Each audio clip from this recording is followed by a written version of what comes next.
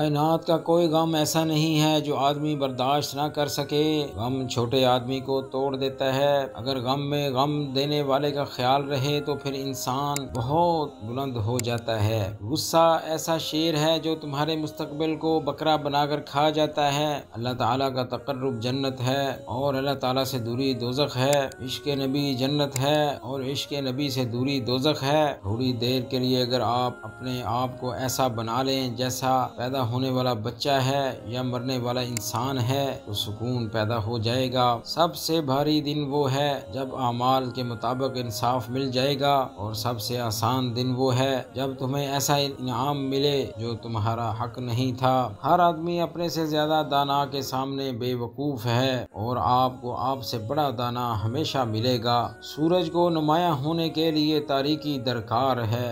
अपनी सेहत से मुतल्लिका हर मरज़ से जानकारी के लिए इस चैनल को भी सब्सक्राइब करें ताकि आपको रोज़ाना घर बैठे अपडेट मिलती रहे। शुक्रिया।